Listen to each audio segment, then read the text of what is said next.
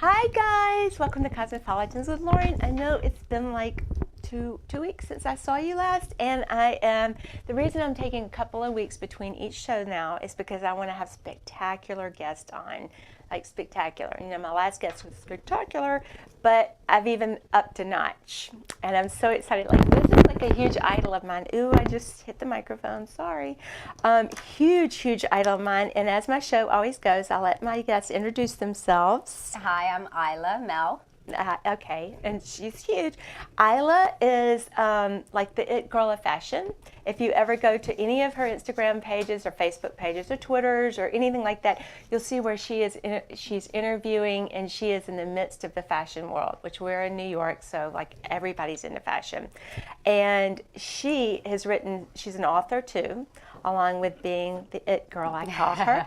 So tell me about your books, first of all, because I'm in the middle of writing a book, and it's really difficult, and she's already sprouted out a couple. So tell us about your most exciting book, and then I'm going to go behind you with my glasses. Okay, sounds good. Well, so I have 6 books published, working on number 7 right now. So I try to keep busy.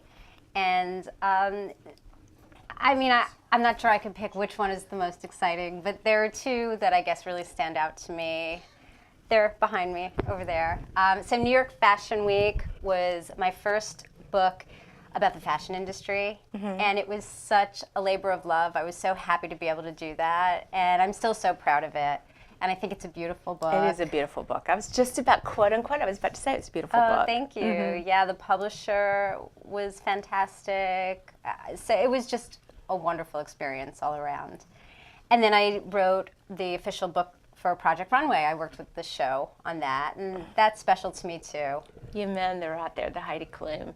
Yes. So you work closely with her. I worked with everyone on the show. I would assume, being in that show, because I watch it, and it is a lot of different flamboyant personalities and a lot of headstrong personalities. It would be really difficult to capture all the personalities and all the emotions that are ranging on that. So did you work closely with Heidi or with all of the judges? I worked with Heidi more so than the other judges, but I worked with everybody. I worked with the producers. I worked with all the designers on the show, which was wonderful. Everybody. And it wasn't difficult to capture their personalities because I let them speak for themselves. I did a lot of one-on-one interviews that I put directly into the book in interview form. So, I wanted as many voices to come through as possible for the people who are on the show themselves, because they have a fan base already and they want to hear directly from them. So that's what I did. When doing that as an author, because I feel like kind of as a host, you kind of have to mesh, so sorry. You kind of have to mesh into who you're interviewing with. And so that's what I'm saying, like, I don't know if I could jump with somebody like with you, who I prepared all week for, to someone that's completely different than you. I kind of feel like I have to kind of, melt myself into who I'm interviewing. Do you feel like that, or did you just, because I guess you're so into fashion. We walked up and I was like, oh, there she is. She definitely stood out. You're so into fashion, it was just easy for you to fit every designer's and every person's mold. I feel like there's a certain shorthand that we understand each other to a certain extent. But also, part of writing the book was watching every single episode of the show, which, is actually my job to watch Project Runway. How cool is that? I know. I'm sorry. Yeah, it's a popcorn too. But now and I had already watched it from day one, so I loved the show before I ever worked with them. So it was just a matter of rewatching it to be very familiar with the show. So I felt like I had an idea who the people were going in. Now, in saying that, I do have to plead guilty on this, people. I know a lot more than y'all know, but I'm going to act like I'm dumb and I don't know so that you can know. So when you began, did you want to be in the fashion industry, or did you want to be a writer? I mean, is that what you studied, to be a writer, or in the fashion industry? I didn't want to be either. Oh, isn't that amazing? So growing up, from the time I was 12 to 22, I worked as an actor. So I didn't find that. yeah, well, I try to keep it buried. I didn't find that in the research. No. It's not really out there too much. Although I did write a book about it, not about that, about me, but so when I decided I was not happy acting, I wrote a book about auditioning and that process, and it was called Casting Might Have Been. So it told the stories of people auditioning for roles and not getting them, and what happened, and who they went to. That was my daughter. Yeah. So I mean, it's everybody. It's it's 99% of auditions don't go your way. Right. So, right. So you started writing about that. So you started as an actress, and I started as an actress for 10 years, and then I decided I was not happy and I needed to do something else. And it wasn't that I wanted to be a writer. I wanted to write that book. I had a vision, and I knew that I would push myself to get that done. So that's what I did. Did you have experience writing? No, none. None? Would you just dictate to the dragon, or did you write? I wrote. You just wrote? You just wrote? You felt like whatever? Nonstop, yeah. And then was fashion always an influence for you? Always, my whole life. I mean, I always loved it. Shopping was an obsession. But it is a huge, there's a huge jump from people that, because I've read your blogs. I read your blogs coming over here, and I'll go through them late afterwards. But there's a huge jump from people that want to write a book on fashion to what you do. You have worked with the best of the best: Michael Kors, Tommy Hilfiger, Donna Karan, Heidi Klum, Ralph Ritchie. You've worked with the best of the best. And I have to tell me first about when your book got at the Bergdorf Goodman, yes. Tongue-tied. Yes, tell me about that adventure, because that would be amazing. This is one of your, this was your what? This was my third book ever, my first fashion book. I was so it was a big deal. It was your third book and your first fashion book, and look what happened to her. So tell us the story. So, so I was writing. Face is getting red. So I was writing New York Fashion Week, and I had a friend who worked in fashion also, James Aguiar. He was an angel for me for that book. He really helped me. I didn't know very many people at the time, and I didn't even know him very well, but I contacted him, and he was very kind, and so he introduced me to some people, and I was able to sort of get this book going. And not long after, when it was just being published, James went back to work at Bergdorf Goodman. He had been there in the past, wasn't there for a while, and then went back. And so he presented it to them as an option for one of the events for Fashion's Night Out. That was a big event that was happening at the time. So I was very fortunate that they chose it. There were events. Because they loved it. Let's not just say fortunate. It's an amazing read. It's very easy. I read it in a day. So, it was an amazing read. So they were smart enough, not fortunate. She was smart enough to pick her book. I'm sorry, so go ahead. So it was one of many events happening in the store. It was fantastic. And the best part was that I had Narciso Rodriguez, the designer, and Takun Panichkal, the designer, with me for the signing. It was really amazing. I had wonderful people from the industry show up to support it. It was just, a dream come true. But it was also in a film, too. It was. So at the time, they were making the film Scatter My Ashes at Bergdorf Goodman, and the signing was included in the film, which is so cool. And how much did you get from that? How much did you get? More stuff from the entertainment world, being that it was in the film? Did you go to the opening? No, I didn't. Okay. I didn't. It's just a little bit of it in the film, but it's just amazing to be included in that, and go down in history.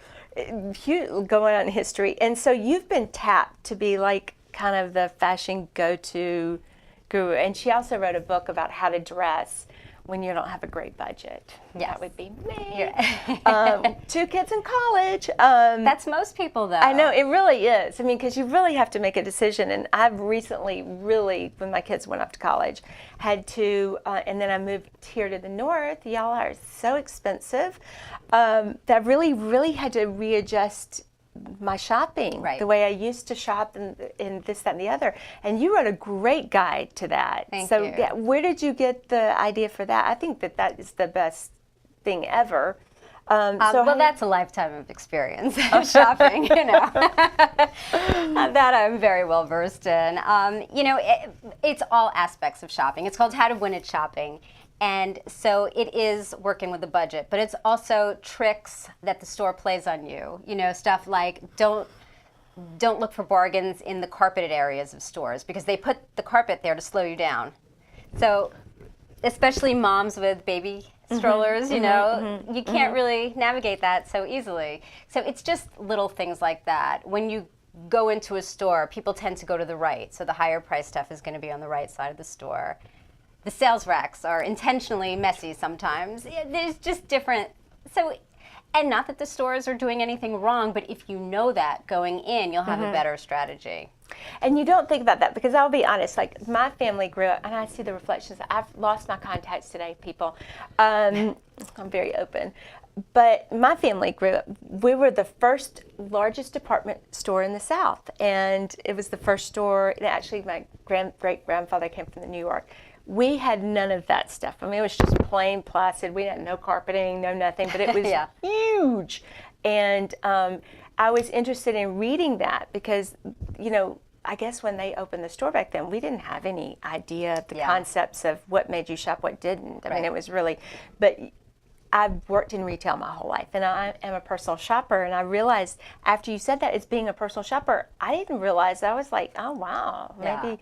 The only thing I knew is that they pulled tricks on the mirrors. That's all I knew. Is that like when you look in the mirror, you're like, oh, I look so good, and then you get home and you're like, I'm a tank. Right. So give us some more ideas.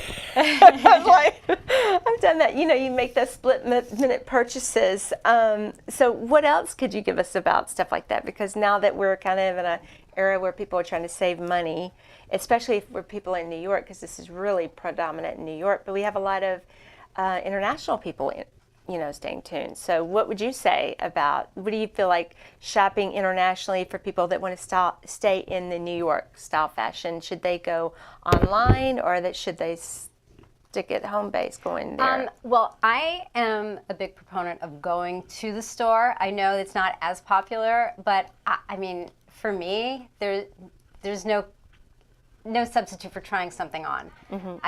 If I don't know my size in a specific line, then I have to try it on. So let's say you try on Michael Kors, and Michael Kors 4 is your size. Then you can order it online. But if you don't know, go to the store and try on different sizes, because, you know, if you're a 4 in one designer, you could be an 8 in another. It's, you know, you never know by the number in the clothes. It's just based on their fit model. So, and don't you think that, like, I've kind of looked into this, that the people that the designers that make their sizes just a little bit bigger seem to do a little bit better? Oh my gosh, yeah. Yeah, I mean, like, people that's smart. It's like the people that like make zeros and that's their like one. Or, I mean, it's. I don't know. It's just a lot of people cannot be zeros, especially at a later age. Like, I cannot stay at a 0, or I'll be Skeletor. And the average size in this country is what, a 12? Yeah, so it's 12. There's not a lot of zeros. Yes, and us trying to stay at 0s makes us very grouchy. Yeah. Thanks to somebody that knows that. So tell us about, what is your most exciting time of year? Is it getting pre-Fashion Week, or is it Fashion Week, or is it when you're writing? Tell us, like, your daily, give me a month in your life. Oh my gosh. There is no month that's similar to any other month. I'm going to interrupt 1 minute, because her blogs are amazing too, and when you go back on my pages, you're going to see how to get into blogs and stuff, because I was reading your blogs and I was coming here, and it's like, one thing was like how to look 10 pounds lighter. And I was like, just by getting dressed. Me! I think I was writing down points in the car. So give us an idea of your month. My just day to day, it's so different because, you know, I don't have a real job, so, you know. You really do. You have like 10, but go ahead. I do a lot of stuff, so I don't have any specific patterns, except when I'm writing a book. When I'm hot and heavy in a book, then it's very glamorous. It's me at home, probably in pajamas, just writing constantly, and that's it. And I want to know more about that process, being a screenwriter, because I've written several movies that have been out. Thank you. And I know, like during those times I'm writing a movie, that I will be 3 or 4 days in the script writing, and then I'll relax for 2 days, and then I'll come back. When you're writing a book, are you just, you know what you're writing about and you're soul into 30 days of nonstop writing, or are you gradually taking bits and pieces from each interview or No, each no, thing there's you no write? gradual, because usually I have a very short time frame to write. Okay. So when I did the Fashion Week book, that was 5 months, and that was so much research. And Project Runway was 3 months. So you really have to work quickly. But before I start, I have it all mapped out. So I know what's going to be in which, what the sections are going to be. And then when I'm writing, it's just putting the content in. So it's already planned. But it's me doing it every day, all day, until it gets done. That's really how I have to do it. And in between, usually I have to do interviews, and I I was have going to say, does that throw you? It's just a job. So no, it doesn't throw me, because I don't get thrown very easily. That's, I try to stay level-headed. So, because otherwise I wouldn't get it done. And I'm very driven, and I really want to get what I need. So I stay very focused. That's interesting. I can't do that. I have people ask me that. It's like, I'll write a movie and literally that's all I can do. Yeah, I can't stretch myself out to do anything else. And I don't know where the movie's going to go. And that's what that's what producers say. They're like, so give us a plan. I don't know, like literally I'm typing that page. I don't know where it's going to go. Well, I think that's the difference between fiction and nonfiction. Yeah, but no, this was real. Oh. I was like, I don't know where it's going to go. What's going to go? I don't know what we're going to display. So I find it very interesting, because in the middle of this book, I'm like, I was so interested in how quickly you were able to push out all these books and do interviews and keep up your social media, which to me is incredible. That's a job in itself. I mean, social media, because you're very quick to respond to stuff, and I mean, are you awake like 22 hours a day? Yes, I really Coffee? don't sleep very much. Coffee All the Coke time. Zero, and it still doesn't work, people. Constantly coffee, but yes, I don't sleep well usually, and I don't sleep a lot. My mind is always racing, going. so yeah, that is a problem for me. Do you have an agent? Yes. You have an agent. I So have an agent. Because I was going to say, how are you invited to all? Because people want to know that aren't in this life how you're invited to. I'm so sorry, people. I've never gotten used to the mic. How you invited to all these exciting parties? Well, that's actually not through my agent. My agent is just for my book deals. But the other stuff is just because of the work I do. So people, I have relationships with some PR people, and a lot of them are my designer friends, and just people that I've worked with in the past. So that's how that works. Okay, before you got started, how did you become friends with the designers? Yes. Before I'm just thinking. Apparently, I'm plugging. Who my first designer friends Who your first designer? were. Well, it was really through my working on the Fashion Week book and then the Project Runway book. It's just the people who you meet. It's like people know people they work with. So these just happen to be the people that I work with, and some of them you bond with, and I've made some very, very good friends. All right, now tell us the big scoop on that working on Project Runway. Was Heidi Klum easy to work with? I know you can't say it. She's never going to tell us, but I'll read her eyes and tell you. I will. No, I will tell you. Heidi Klum, there's no question in my mind why she's so successful. She is so professional. She shows up on time. She does what she's supposed to. She gives you everything that you need. She's wonderful. She's a dream to work with. There's nothing bad. I wish I could give you dirt, but there is no dirt. She's really great. Well, give us something on you don't have to say their name, but fashion designers are, have this idea. We have this idea of them that they're snooty and they're flippy and they're this, that, and they're difficult to write, and they are like knocking each other out of the block. What is the juicy story you can give us on that? I will be. You don't have to tell us who it is. I'll be very honest. The designers are some of the nicest people. It's the people who work for the designers that maybe are not always so great, but it's not the designers themselves. Actually, the more successful a person is, the more down to earth they usually are. I agree with that. Yeah, so I mean that's not been my experience, unfortunately, for I know, storytelling. dishy purposes. But I will say, yeah, I mean, like, I think it's at any, like, office, like, a lot of times, like, doctors and stuff don't realize that their staff is so rude to people. Yeah. And it's like, if they knew, they'd be Right. like, oh my gosh, That's this, that, and the right. other. But if you could go back and explain, like, when you said that you've always been interested in fashion, so at what age were you beginning in the fashion? Because, like, now our whole, like, I say with every person, my daughter's identity is that she is just sweatshirts and sweatpants and no makeup. She's Okay. 22, and she'll look at her mom and go, I don't know where I came from. Right. But that's how I was at that age. Everybody's identity is shifted into what they wear. Mm-hmm. So at what age did you realize this is a statement of who I am, is what I'm wearing, and how I want to present myself? I don't remember what age. It was well under 10.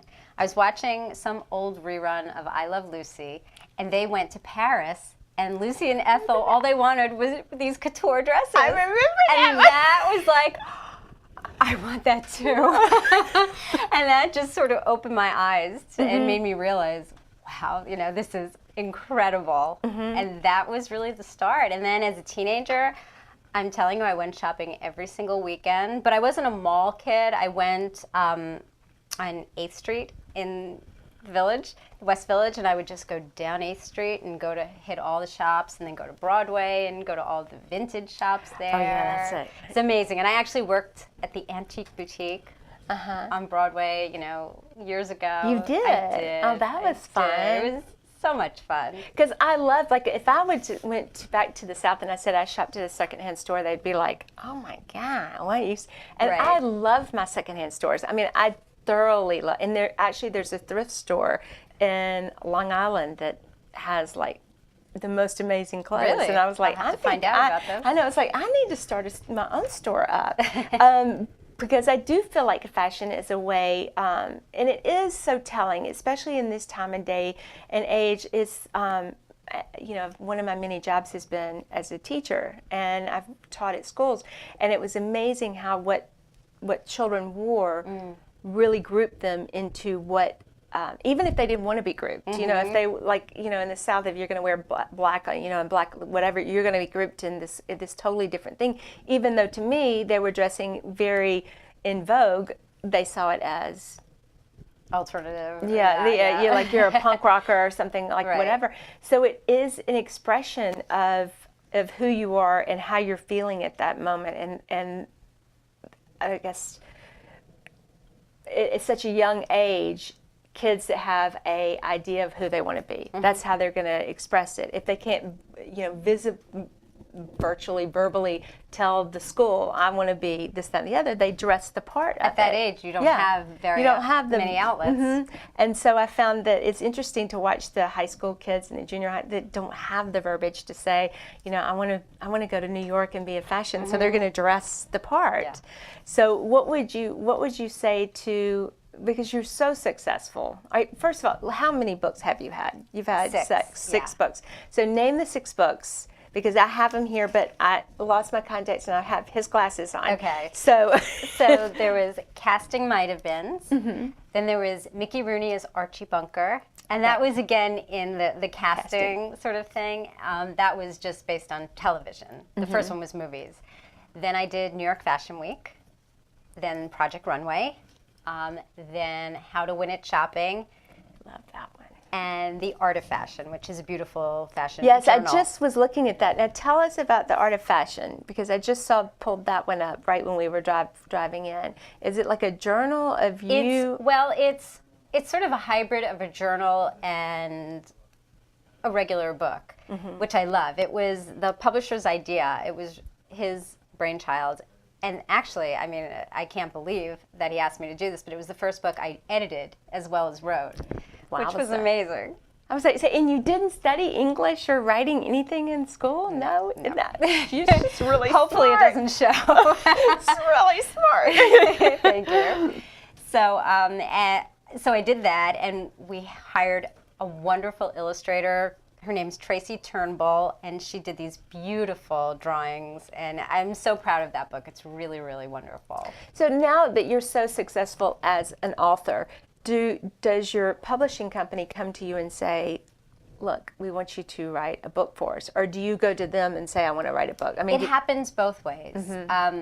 Yeah, if I have an idea, but I don't go directly to a publisher. I take it to my agent, and then she figures out the best strategy for that.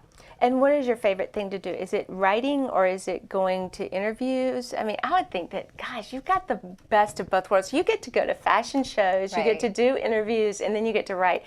That would be a life that I would love to have. It's all, I never ever complain. On my worst day, it's still wonderful. And do you, like, people ask me, so do you sleep all day and go out at night? I don't really, because I don't have her life. But do you find most of your mainstream work is at night? Sometimes it depends. You know, during Fashion Week, no, because there's shows 9 in the morning and there's shows 9 p.m. So that's a very full day. Then there's parties, and you know that's actually part of your work, just being. I know. We do go to parties for work. I know you do, but really you do. So you meet people. But you know, it is part of what you need to do. I know, because you meet. You network people. But so Fashion Week, do you typically, how many, and explain to people that are just listening, because I did say we do have, New York is really based here, but we have an international audience too that I've been getting a lot of feedback on. So internationally, to those people that don't know, what is Fashion Week about? So Fashion Week is the most glamorous trade show you could ever find. Designers from the United States come, well, primarily the United States, but not limited to. They come to New York twice a year, and they show their latest collections in either a runway show, which most people know what that is. They see models walking down a runway. But then there's also these presentations where the models are stationary, and you go around and you look at each one. And those I love too, because you can really get up close and see the fabric and touch it. Yes. Yeah, well, not touch it, but they discourage I got that. touched one. But and so it's just, you know, every hour there's a different show, and you have to be at a different location, and it's a lot of running around, and then you get to see people who you only see twice a year, and it's really. It's a ton of work, but it's so much fun. So when you go to Fashion Week, do you feel like you're more, sometimes, obviously you're invited to be socially there, and then you're invited to be there as a work. Right. So do you have to cumulate the two? Like, do you get to do one fashion show, you're sitting on the front row, hey buddies, how are you this? And then the other ones that you're like working behind the scenes. Yes, that's exactly what it is. But I'm always in the audience, because the work that I do, when I do the interviews, that's before the show. So, an hour or two before the show, I'm backstage and I'm talking to the designer and the models, and I love to cover the hair and makeup, and I love that. Yeah. I know, I always ask them how people at home can achieve those looks. I was doing the wig look for I was here. Because, that's the most fun, right? Trying it ourselves. Right. So, but then, when it's showtime, I'm always out front watching. And I'm going to ask a question that nobody wants to ask. So tell us, like, this bizarre, like, tantrum. I've been behind the scenes. There are tantrums that happen. Let's just be honest. I don't know if it's a model passes out, or a model gets upset, or a designer. You got to give us something. Well, I've seen models go, in presentations, I've seen more than once a model just pass out right in the middle of a show. It's horrible. And smashed her whole face. Yeah. It was terrible. Oh, sorry. I know. Yeah. I feel like Tarzan. So people think modeling is an easy job. It's really not. You need to have a lot of stamina. It's not easy, and they're young. They're very young. A lot of them are just teenagers. Eat. They're not eating. They're like under the heat and the light and the lamps. They work really long hours, especially during Fashion Week. It's not easy. Okay, you still haven't given me a designer. Oh, a designer? Yeah, give me a designer wig jig. Let's see. You don't have to tell us who. I don't know if I've seen it. I've seen them like completely freak out. Like they're in the haven't wrong seen order. Their hair is wrong. No, I haven't you've seen never that. seen it. All right, well, I'm probably slumming it. I'm slumming it where people don't care what I write. These are all top-notch shows. I know. Everything's running pretty smoothly. They are not running smoothly. I'll have to go to some of your shows. See what's happening. I'm going to trot along with you. So what would you, nowadays with the young culture coming up, and you've been so successful, and obviously you didn't study to be where you are. This is just something that you had in you. It was passion and drive. Mm-hmm. And so what would you suggest for, there's so many people that can blog right now, and there's so many people that want to do what you do and attend this. And I've really learned a lot on coming up in this business because nobody really helped me. I learned a lot of people lie about what they're doing. And I think that they're doing all this stuff, and then I really taste in. I'm like, you didn't do that. So, I mean, you know, I want people out there that are listening, if you're looking for advice on how to follow the road to really be successful and not just write that you're successful, what would you tell the young kids or even anybody that's trying right now? So do it. Just start doing it. No excuses. Every day, work at it. Learn as much as you can. Know the history of what you're doing. And just don't, if it's something that you really want, it doesn't matter how long it takes. Just keep working at it. Mm-hmm. So what switched you from when you really wanted to be an actor and an actress? I'll tell you what happened to us. But what switched you when you really, because you really wanted to do that? Mm-hmm. What made you decide at that point, I'm going to leave what I've really thought I wanted to be and step into a new field? It was a really hard decision because it was all I knew, and I felt like if this isn't who I am, who am I? You know, it was. I didn't know anyone who wasn't in the entertainment industry. Really? So your family grew up like that? No, my family was different, but you know, that wasn't my social circle. Okay. I didn't have any friends who weren't involved in that, but I wasn't happy. I just knew I wasn't happy. I was not happy when I was working, and I was much less happy when I wasn't working, and I knew that it wasn't going to change, and I had to do something else because I didn't want to be unhappy forever. And you know, I was so young, and I felt like I don't see this going on. So when did you start acting? How 12. 12. Well, yeah, you were young. So when did you make that decision that... 22. Oh, so you did it all those years. I did it for 10 years, yeah. Did that really just... My daughter left, and she had done a bunch of movies. I mean, she had done Valentine's Day and did, you know, Cougar Town. She had done a lot of stuff. But what was getting her was when she would go on the audition, and they were like, oh, are you going to fly you to Canada next week? And then we wouldn't hear anything back, and it was just this thing in her head. She started developing this low self-esteem, like, well, maybe I wasn't pretty enough. Maybe my nose was too big. And it really impacted her, and that's when I was like, we need to get out at this point. Is that what you felt? Did you feel like it was just really knocking you down? Not in terms of that. I just felt like it was a grind that I didn't enjoy anymore. I just wasn't having fun. I just didn't see it for the rest of my life.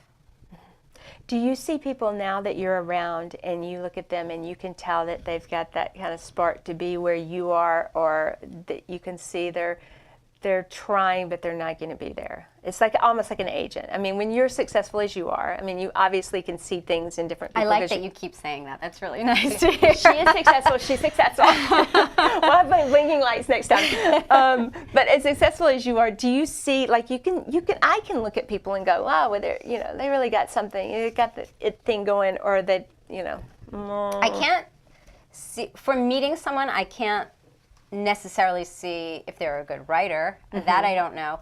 But I can see who has the right attitude and who has the drive. And it's very few people who I think really can do, what they need to do to get to the top of the have you ever hit a stumbling block where you've, like, personally, something's happened?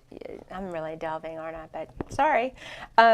You've hit a stumbling block personally, and you've kind of, like, taken a dive where you've not been socially active as you should be on media and this, that, and the other, and it's affected you. Because I do find in this, like, if you have anything going on, if I have a family thing, I've raised 2 kids by myself, and sometimes I'll get pulled away, and then I come back, and it's like, I took a 6-month hiatus, and it was only like 3 or 4 days.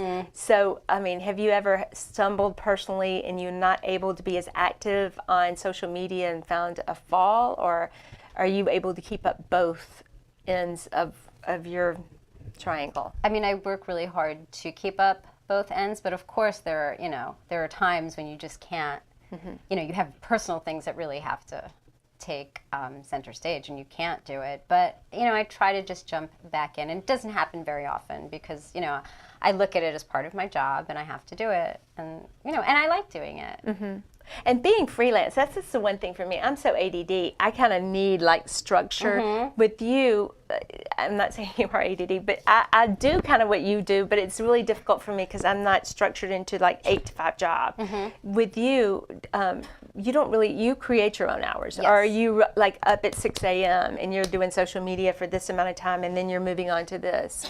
I'm up at 6 a.m. because my dogs want to eat at 6 a.m. I know, I see. You're really cute. So yes, I am up early, and then it's not that regimented, but it's not like I'm pretty much always on my phone, so I always have access to social media. Even when I'm writing or doing something, it's never far from me because I need to answer emails and I need to be available for certain things. So I throughout the day, I stay active. That's kind of hard, right? I will say when I'm writing, and it's different. I can't, and I don't see how y'all write because I'm not very. I don't write these perfect sentences. My sentences are great, and which was great for me when I'm writing screenplays because you can say if, and, but, and just whatever. But I can imagine writing that you are being interrupted by an email. I could never do that. Like you really must be really. I'm okay with a lot of things going on at once. I can handle that. And I usually have something on in the background, usually CNN. I watch that, pretty much 24 hours a day. Bravo, Andy. I watch Bravo. I listen to Bravo. So, yeah. He can't stand it. But yeah, I have a lot going on, but I'm okay. I can focus on one thing while other things are going on. That's not an issue. God, don't you hate people like Sorry. that? I mean, like I have to have a list in front of me.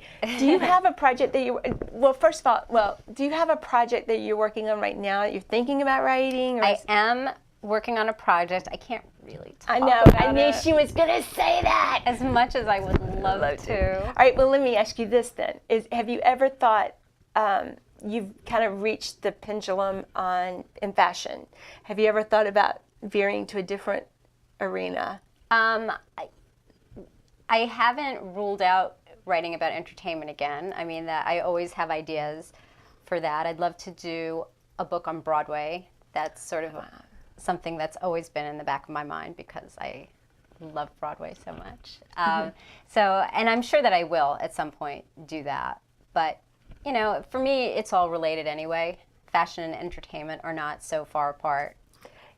Would you ever consider going back into acting? Since, I mean, now, like, you really are kind of acting. I mean, you're really not because you're in front of the camera and you're doing it kind of on set. But, I mean, Right. You really are in the film and TV industry. Have you ever thought about, I might want to try this once in a while? Or I might want to, I'm sure you get offered, I get offered things. And then they'll say, oh, yeah, we're going to, and then never get back to me. But have you ever thought about that, going in that? Possibly. Again, maybe I shouldn't say. Yeah, never say never. At the moment. Right? Never say never. Right. But yes, but actually I can tell you something fun that I'm doing. I'm recording a song, which is something I've never done before. Done that before. Really? Yes, it's exciting, right? All right, tell us all about it. We're going to hear you on the radio. So a friend of mine from high school contacted me and said, do you sing? I said, well, I did. When I was acting, I was a singer also. And so he said, would you consider, I'm writing a song, would you consider recording it? And I said, okay, why not? Just to say yes to stuff and, Right. do something new. So have you started recording? I haven't heard it yet. It's still being written. So I'm hoping I may hear it next week. So is this a we'll pop see. or country? Or I don't know what it's going to be yet. Oh, So my we'll see. gosh. Yeah. That's exciting. It is. It should be fun. And you're comfortable with singing. So you're kind of, I do feel like there are people that are born in the entertainment business, and then there's people that are not. I'm sorry. It's just the way it is. Everybody wants to be in. But there are people like you that can pretty much write, do fashion, sing, act, look beautiful, dress. There are those people, and then there's people that are going to go to work, as a CEO. of Target. So Well, that's good too. Yeah, that's good too. But I'm just saying there are breeds, and like my 2 kids, I always go back. They're like, please don't talk about me on the radio. But I am saying that my daughter isn't an entertainer. She's definitely creative and stuff. And then there's my son who is very analytical, and he always tried to go into that creative world, and he just couldn't branch it, just as I imagine you might be able to, because you might be Superwoman, be able to run a CEO office. I mean, a business office. I would feel very bad for that business. There is. I mean, you have to. I mean, that's what I'm saying. People, when you're deciding your goals and stuff, you have to really logistically look at this and go, do I have the aptitude to be creative, or do I really just need to, be a lawyer or a doctor or something like that? Because it really is to be where you've got to have a passion. You have to. And it's not just going to college and getting a degree in fashion. You've got to have that gut-wrenching passion. You have to have it, and you have to act on it too. You can't just want it. You have to take steps and do, because no one is going to help you. And you just work 24/7, don't you? Yeah. I can look in her face right now. I'm looking at your face, and I can tell you work 24/7. I do. And that's all you do, right? Mm-hmm. Right, I mean, I have a you have a social very life. Good social we know life, you have a social life. Yes, but I meant But I can look. There's people you can look in their eyes and you've got the drive.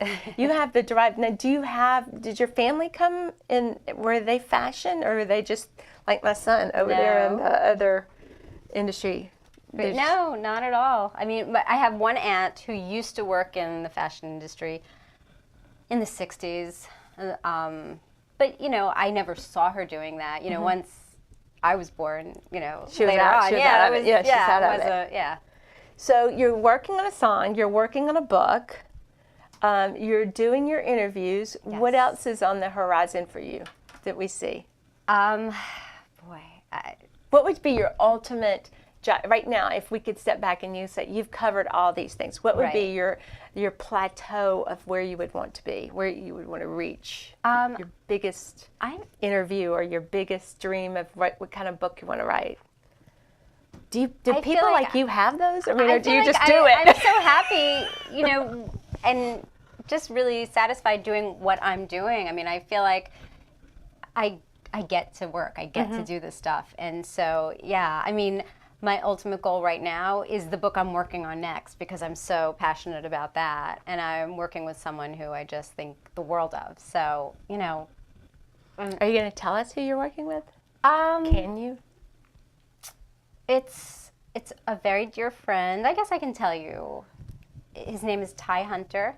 Okay. He's a stylist and a designer in his own right, and a wonderful speaker. He's just one of my absolute favorite people, and we have a project together. That's what I can say. All right, that's interesting. Yeah. All right, now tell us. I know who it is, but because I have it all written down, my hefty little notebook pad. Tell us some of the designers that you've worked with. Give us an idea of some of the designers. Donna Karan, Michael Kors, Tommy Hilfiger, my dear, dear friend Michael Costello. Emilio Sosa is another wonderful friend. Ralph Rucci, amazing designer. Nikki Zimmerman. So many. I got the Christian last two Siriano. people. Yeah, Kenneth Cole. Ralph Rucci. Yeah, Yes. Heidi Klum. Ariel Foxman. Right, he's an editor. Fern Malice. Fern Malice is the founder of New York Fashion Week. That's Very what I important thought. woman, yes. Ralph Rucci. Do we say them? Yes. And who do you find? Do you wear? Do they donate you clothes? Because we all see on television before Fashion Week, people get the in-like people get little gifts. Sometimes that happens. Do you get gifts before Fashion? Sometimes I do, but not always. Not Okay. always. And sometimes, I don't want to be beholden to someone. But, if they're my friends, I want to wear their stuff. Send me. Yes. And here's my size. So, and you want to represent. You Yeah. want, absolutely. So, because I've heard, and you know what, I'm not going to act like I'm some bigwig. I've been invited to a couple of Fashion Week shows, but no one's ever sent me clothes.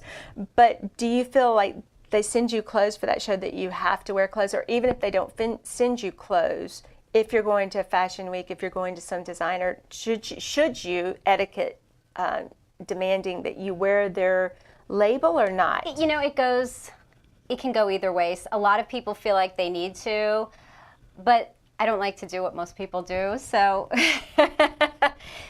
so if I have something amazing from that, if they've sent it to me for that show, I'm going to wear it. But, you know, if not, then I may or I may not. But I'm still there representing them and, you know, supporting them, and I'll put stuff out on social media for them. So yeah, and also sometimes I go to more than one show and I don't have time to change in between. So, you know. And how do you book the interviews that you do behind the carpet? Are those random, or do you book those ahead of time? No, they're booked ahead of time. Okay. Although if the designer interviews are booked ahead of time, but then when I'm at the show, there are celebrities there. And, you know, those I don't know who's going to be there and who's not. And I'll talk to them and I'll do those interviews. So those are off the cuff. That's the question that I got from other people that knew I was interviewing today. They're like, how does she book the interviews? And I was like, I don't know. I'll ask her. Yeah. So you go through the PR companies for that particular show. And that's how you... Would you directly contact their PR, or do you have an agent that contacts you? No, I'm not as fancy as she is. I would just call. So. I do it myself, but also, you know, because I've been doing it for a while, they will sometimes, well, a lot of times they'll just automatically invite you, and they'll say, you know, we're booking interviews. Are you interested in interviewing? You know, these are the designers we're handling this season. So it works both ways. When you worked with Heidi Klum, are you still in touch with her? Because I feel like I've been in the show business, and a lot of times you create these bonds with people, and you're so close to the project, you really become really close, and then after the project is over, you don't see each other anymore. Right. Is that with Heidi Klum or the other people that you've really written with? And the reason I'm mentioning her is a lot of people out there don't really, know a lot of people, but of course, the men and the out there and females. Everybody knows Heidi, yeah. So I'm saying her name because that's the most recognizable. Do you form that friendship during that creative process, and then afterwards you're kind of split bill, or do you still communicate and send Christmas, cards and stuff? We do each other's hair on a regular basis. No. I think the men right there just crawled over the camera lenses. Okay. No, I mean, a project like that book, the Project Runway book, there's so many people I worked with on that, and I bonded with so many of them, and we're still in touch. But with Heidi, I didn't work with her that much on it directly. I mean, I did sit with her, and we did work together. But then there were other times where we worked through a liaison. So if I saw her, certainly, we know each other, but it's not, we're not in touch. I'm not going to call her and say, hey let's girl, meet at let's go eat dinner. What about the other one? Because it's changed now. I got a gander, is a Southern word. I got a gander at the new project. Yes. It's totally different. It's Have you thought about working into that, maybe a second parter of your...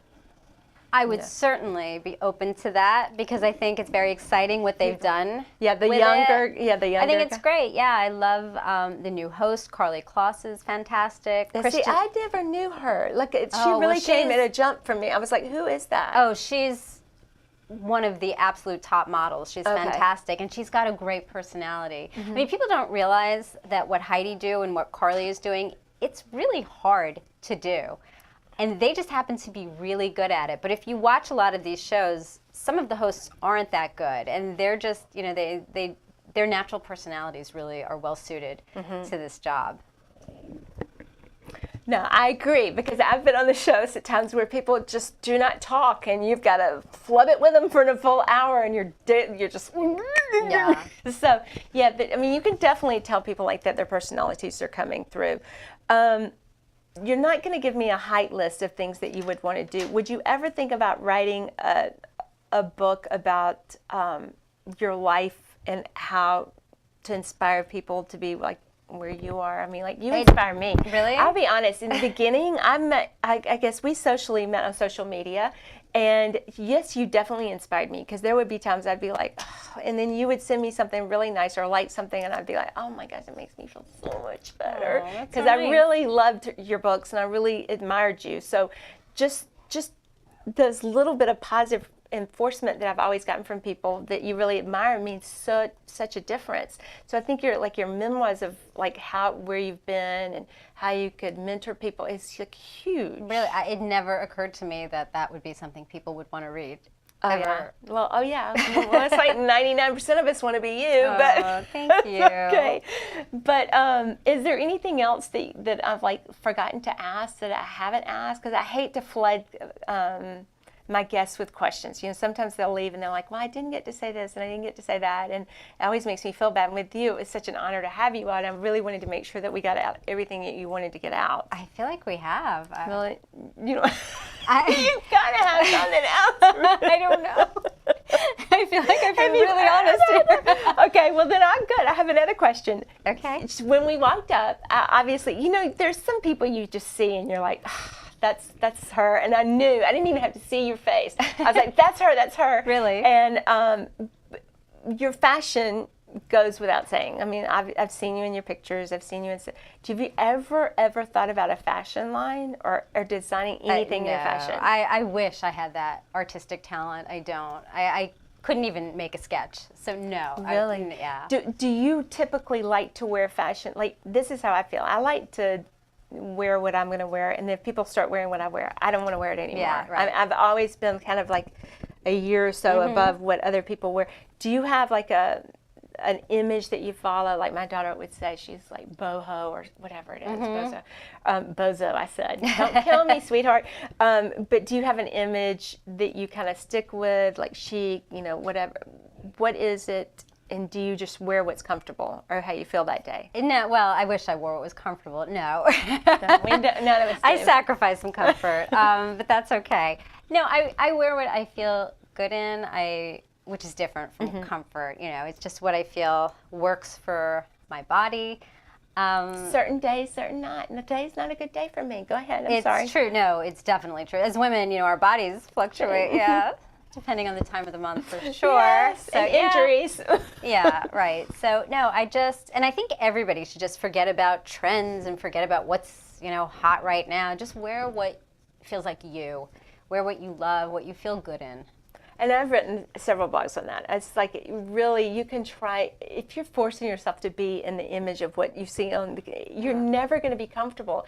It's like people that say, I need to lose 10 pounds, and we're looking at them going, you don't need to lose 10 pounds. But if they're comfortable at that spot, you know, you have to be comfortable in your own skin. So don't wear something that I feel like that you're going to go to a party and go, I'm going to be the chicest there, and then you get there and you're so uncomfortable that you can't be yourself. I would rather just wear something it's not so chic and be myself. Well, people with real style are individuals, so right. I don't think people should follow other people's. I mean, you can take inspiration, but that's different from copying someone else's look. Right, and when I guess when you watch the fashion shows, for those that really don't, they're not telling you need to buy every single dress like that, and that's they'd like you to. Yeah, and a couple of my daughter's friends were asking me that question before you came on. They were like, "Does she say that like when she goes to that fashion show that you need to buy just that line?" And I was like, "No, I think you pick bits and pieces out of every fashion to create your own individuality." Absolutely. But some people just don't have that courage, I think.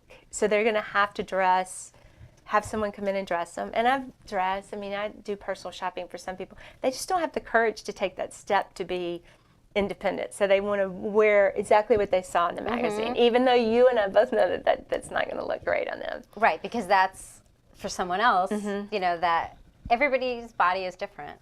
So give us one of your top things. I know what they are. When you wrote your blog about looking 10 pounds lighter dressing. Right. So give us like 3 or 4 tips on that. Okay. Well, first of all, the most important thing is undergarments. What you wear under your clothes is very important. Spanx can really be your friend.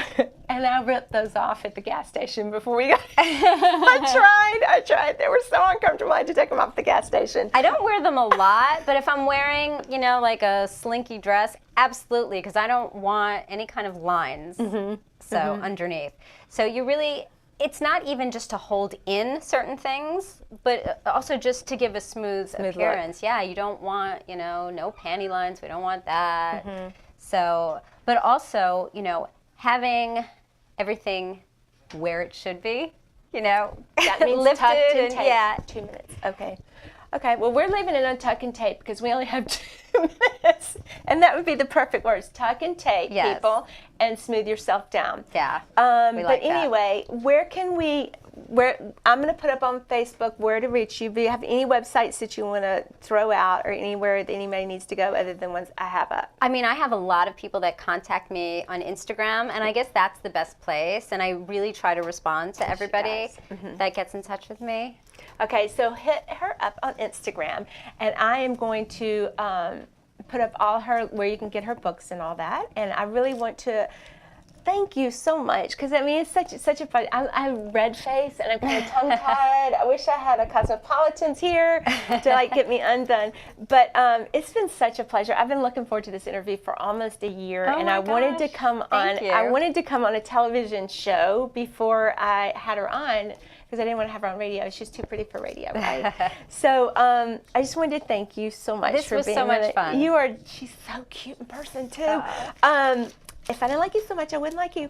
But anyway, stay tuned to Cosmopolitans next Sunday. We have an amazing author who's a best-selling author that's coming on. I'm not going to tell you her name yet because she has a little format that she's writing for me. All right, so join me back next Sunday, the following Sunday, on Cosmopolitans with Lauren on Strong Island Television, and we will see you soon. Mwah! Bye, guys. Bye.